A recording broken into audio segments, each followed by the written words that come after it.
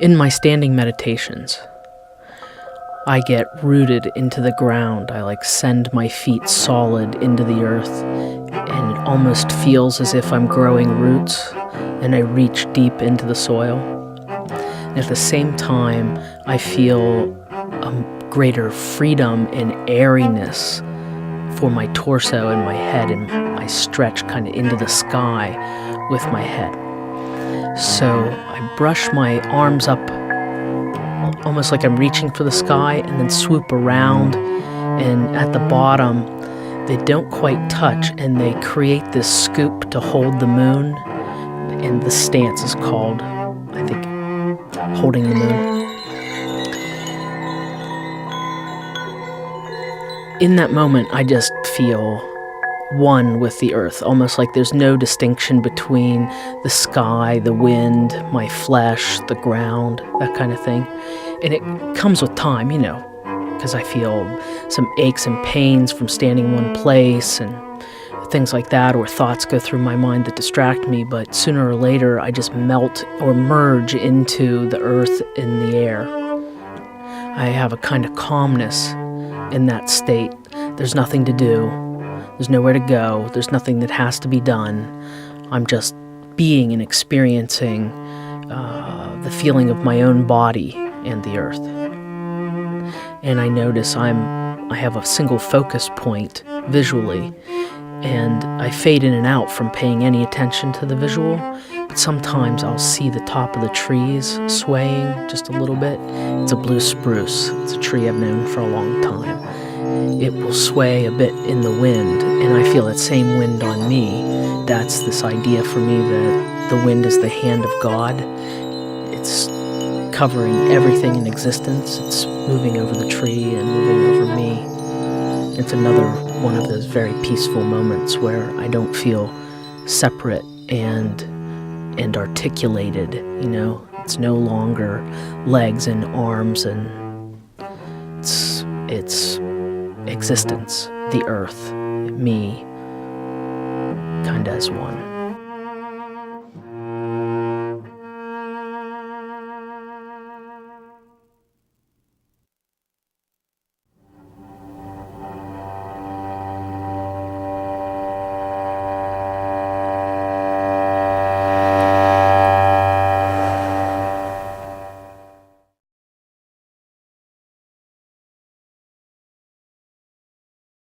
when I was in Encinitas, California, and I was in the chapel.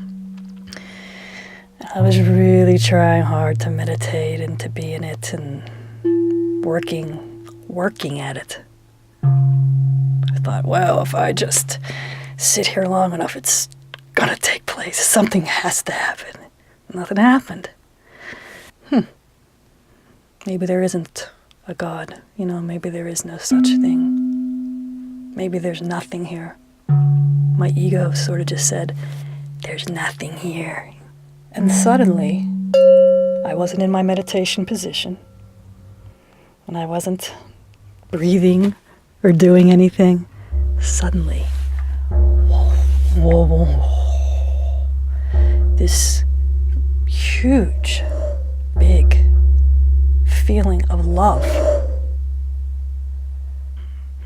A love that is really difficult for me to describe because I always looked at love as in a person or in a thing or in a form or in something, but this wasn't that.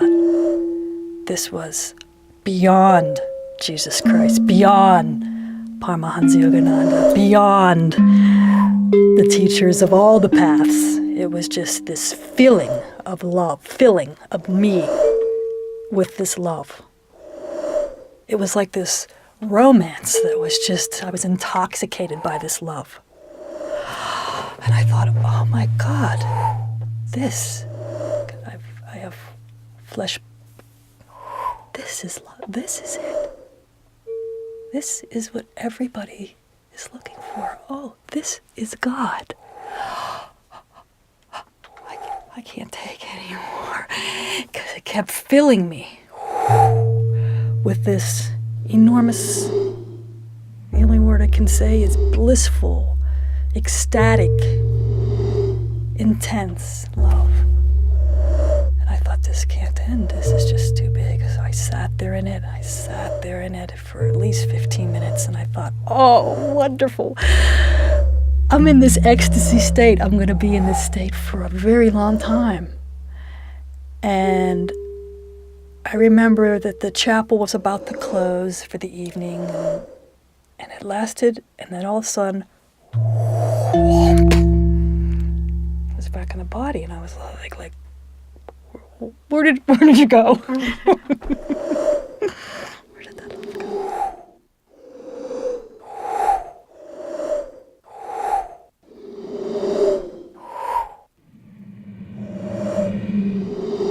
And in my meditations on a daily basis, I don't look to take that love.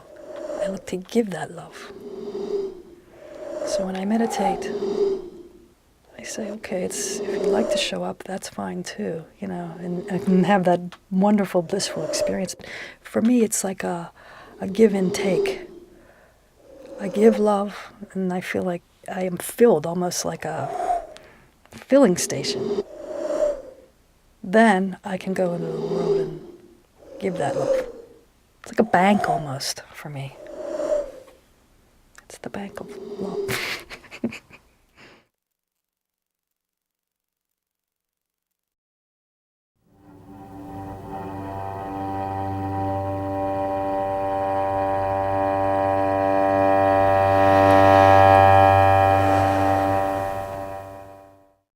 What meditation does, it bleeds itself into my life in such a way that the attentiveness that is the basis of sitting on a cushion in stillness becomes more and more how I live. So there's less reacting, more what I would call encountering life, which is the doorway to being intimate with everything that life has to offer. I mean, there are worlds, there are universes inside these everyday, ordinary items.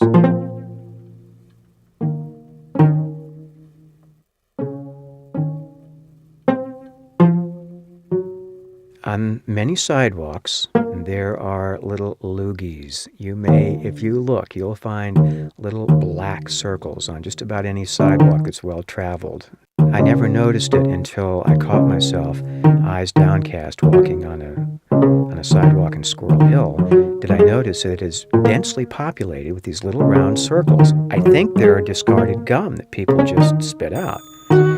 It occurred to me as I noticed this, and I just let myself take a big picture of it. It looked like a picture from the Hubble. The more I just stayed with it, it looked like one of galaxies in space, only the background was the concrete. And here were these things, these circular things, looking very much like galaxies, different sizes, different thicknesses. Let's say that they're gum that have been trampled over the top. But what if they are? There's a universe in gum, too. It comes from a tree that grows somewhere. The earth is in that piece of gum by virtue of the plant that gives rise to the fibers that people construct into the gum. And somebody has thought up flavoring. The sun is in it, the water's in it, the earth is in it. And, everything in the world is right there in a piece of gum that you see past its prime, spat out on the sidewalk, looking like maybe a galaxy.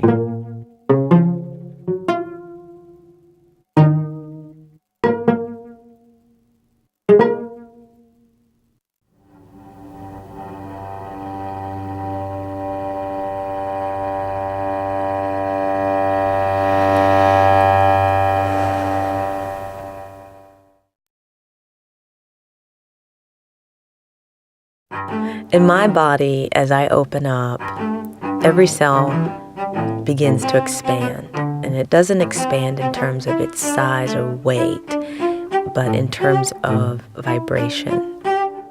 If you were to think about two cymbals that crash together, the size of the cymbal doesn't change, but the sound is enormous. And I actually, in times of being very connected, feel and hear a hum throughout my entire body. It's a drone. It's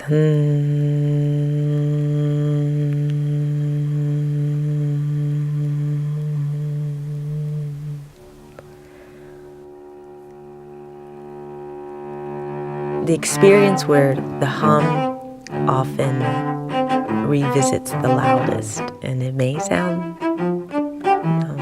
strange, is when I eat particular foods.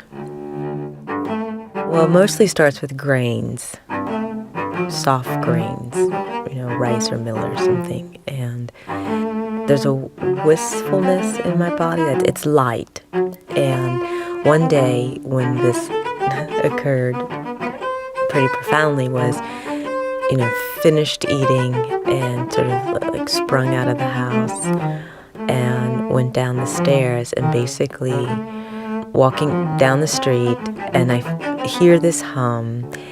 So I walk in the world with this like song deep in the base of my gut. And this particular day I'm underneath lots of trees, like big oaks. And also when that happens, when I'm connected like that, my hands will tingle. There's a tingle that relates to the leaves on the trees. And there's like this communication going on, but I couldn't tell you exactly.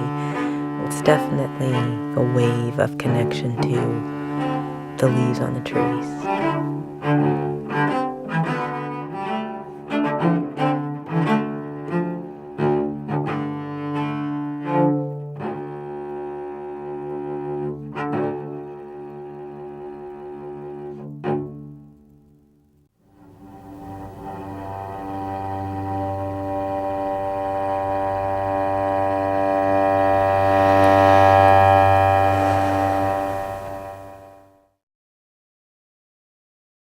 It's a pulsating sort of shape. And it's always blue, like did you ever see the color of my Volkswagen Beetle? That's the reason why I bought that color, because it's that color. It's that blue with a gold ring around it and the star. And it just sort of pulsates at you. That star is very beautiful, very reassuring, very, oh, you are with me, God, you are here. I think that's what, when Christ said something about stand at the door and knock, and if you can actually pass through that, that's when you enter into a state of somebody tells, my teacher tells me it's a state that not many of us comprehend here.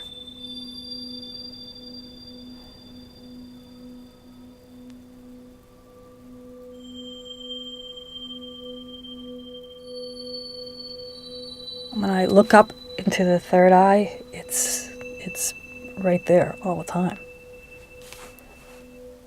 It's a light that I see. Like, I cannot see the star right now, but I see the light.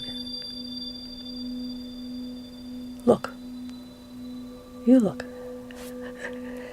Even when you do that, you can sometimes see that light, that inner light. It's God, man.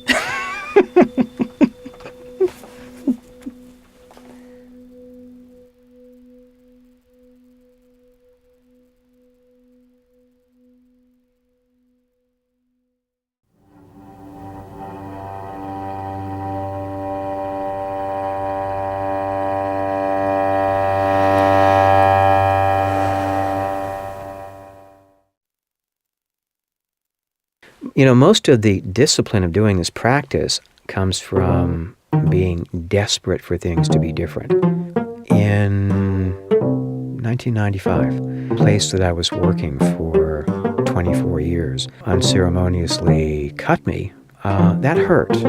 I had a whole big identity within myself latched on to my work in this place, so there I was suddenly without that identity. The meditations that I was doing during that time became more and more desperately flavored. I found the thought that was lurking with every breath was, so what's your purpose? What is your purpose? You don't know anymore. It became a mantra. What is your purpose? And something that literally was clogging up my body. What is your purpose? I just cried out, what is my purpose? What is your purpose? What is the purpose of any of us? What is your purpose? And what I experienced is that some other feature, some other level of the world opened itself up to me. My immediate experience was that everything I looked at in that room, everything I looked at announced its purpose to me. Every object that I looked at sang its own role. I looked at a vase, and what I got was a clear, authoritative experience of that vase telling me the curve that I offer to your eyes in the gleam of the sun off this copper, that's my purpose. My purpose is to offer beauty to the world. The rug, the fibers of the rug, when I just looked at them, they said, there are thousands of us, aren't there? We're a sea of fibers here. Doesn't it just look like the ocean to you? We're here to remind you of largeness. We're here to remind you of your largeness. I looked at the window. I noticed the sunlight off the pane of glass. The glass itself told me its secret. I'm here to tell you that you can see through as you need to. Everything is transparent. If you keep looking, Kevin, that's my role. I'm telling you, you keep paying attention, you can see right through everything. The way the folds of the curtains happened was announced. Undulations are pretty cool. It moves this way, it moves that way. That's our joy in life, and to share our joy of movement, moving like this, moving like that, these deep folds, the silkiness of the fabric, that's our offering. Beauty again. That's what we're offering to you, Kevin. That's our purpose. It was one thing after another. I couldn't turn it off. Everything I looked at literally told me with clarity and authority and eagerness what it was there for. And it was just overwhelming. It was I've never felt in my life quite so alive. And it dawned on me that the world is a place that we are invited to be intimate in. I can't look with quite the same sense of finality and closure at another person. I'm invited to regard every person as a mystery with a whole lot more to offer than my rational mind that is so quick to come into judgments and opinions would have me believe. Everyone becomes a living, breathing, walking wonderment and mystery.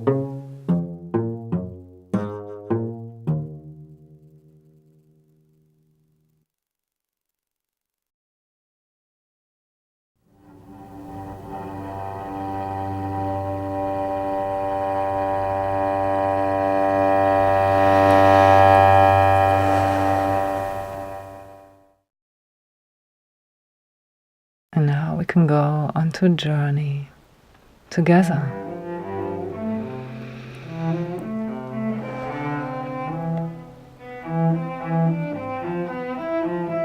The light still intensifies, grows and expands. It's a beautiful and pure vibration within my body.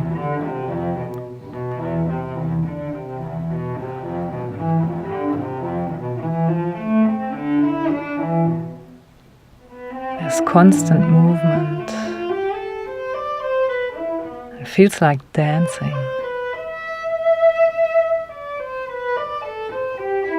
It's a strong sense of a smile. And as I look around myself, with my inner eye, I see many beautiful, smiling, happy faces. It feels like going in a merry-go-round. Like I'm turning, moving, happy. And as I look around me, there are all those happy faces. Everybody smiles. All these smiling faces.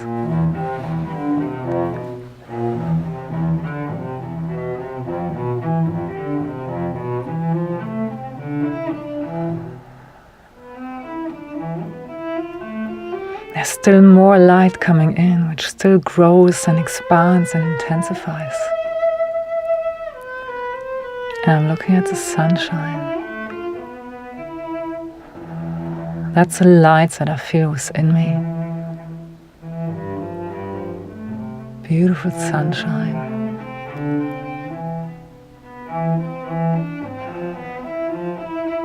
I see children.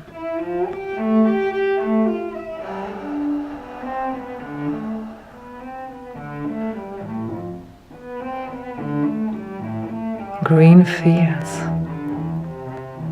And still there's a strong sense of movement and dancing.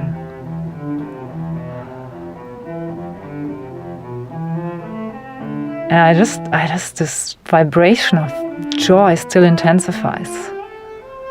Wide open, clear blue sky.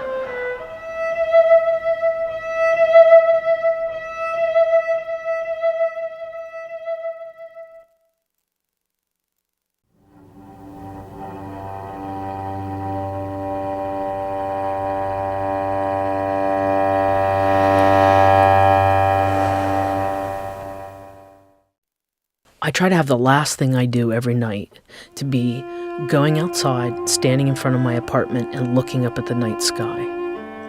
And almost every time I look at the night sky, I'm compelled to just throw my arms up into the air like I'm reaching to the big being to pick me up. It's like, I'm here, I'm little, pick me up and let me be with you.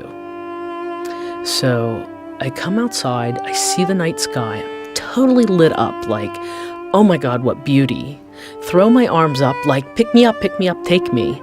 And as soon as I do, as soon as I have that surrender, as soon as I stop worrying about how things look and whether or not I'm doing them right or whatever, I stretch my arms up to the sky and I feel the wind and this sense of peace that almost makes me cry. It's a state between laughing and crying that comes automatically with just throwing myself into this, the abandonment, the, letting go of all pretense and it being just me and the sky.